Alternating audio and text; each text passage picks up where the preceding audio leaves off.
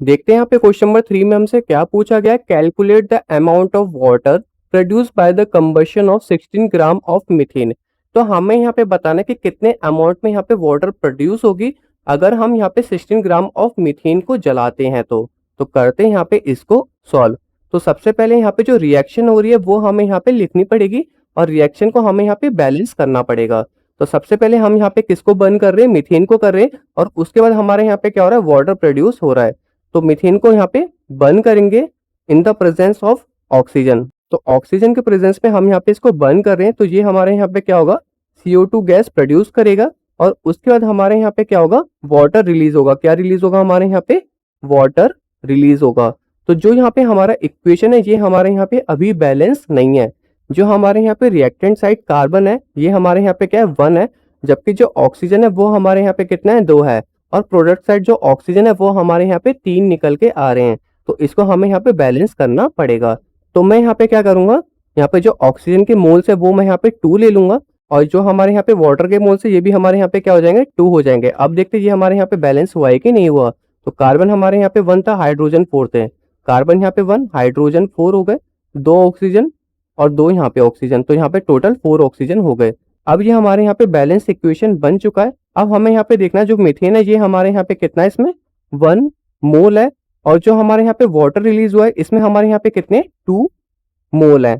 हमें यहाँ पे क्या बताना है, अमाउंट ऑफ वाटर बताना है। तो जो मीथेन है वो हमारे यहाँ पे कितनी है, 16 ग्राम है, क्योंकि कार्बन का जो एटॉमिक मास होता है वो हमारे यहाँ पे 12 होता है, हाइड्रोजन का 4। तो टोटल ये हमारे यहाँ पे क्या होगा, 16 ग्राम ही होगा। हमें यहाँ पे CO2 से कोई मतलब नहीं है, हम यहाँ पे वाटर को देख के चलेंगे, क्योंकि हमें यहाँ पे बताना था कि अमाउंट ऑफ वाटर कितना प्रोड्यूस होगा।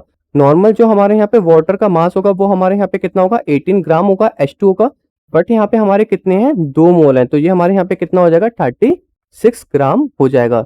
जैसे कि ये हमारे यहाँ पे क्या है, डाई हाइड्रोजन है, 2 हाइड्रोजन है, तो ये हमारे यहाँ पे क्या होंगे, इसके 2 एटॉमिक मास हो जाएंगे, एंड ऑक्सीजन का हमारे यहाँ पे कितना हो जाएगा, 16 हो जाएगा। तो एक एक हाइड्रोजन के मिलके 2 बन गए एंड ऑक्सीजन का 16, तो टोटल हमारे यहाँ पे कितना हो रहा है, 18 ग्राम हो रहा है।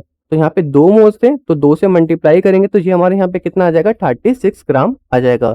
तो इस इक्वेशन से हमें यहाँ पे साफ साफ पता चलता है अगर मैं यहाँ पे 16 ग्राम को बर्न करता हूँ या कंबशन करता हूँ तो हमारे यहाँ पे कितने ग्राम ऑफ वाटर रिलीज होगा, 36 ग्राम ऑफ वाटर रिलीज होगा। तो आप यहाँ पे सिंपल लिख सकते हैं, from from this equation from this equation you can clearly see that 16 gram of methane produce 36 gram of water। तो आप यहाँ पे लिख सकते हो, from this equation you can clearly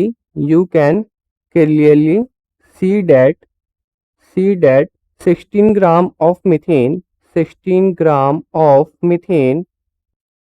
produces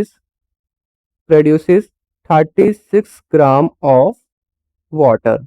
तो आप यहाँ पे ये वाली स्टेटमेंट लिख सकते हैं। होप आपको इस क्वेश्चन का आंसर भी समझ में आ गया होगा। अब हम चलते हैं अपने नेक्स्ट क्वेश्चन की तरफ।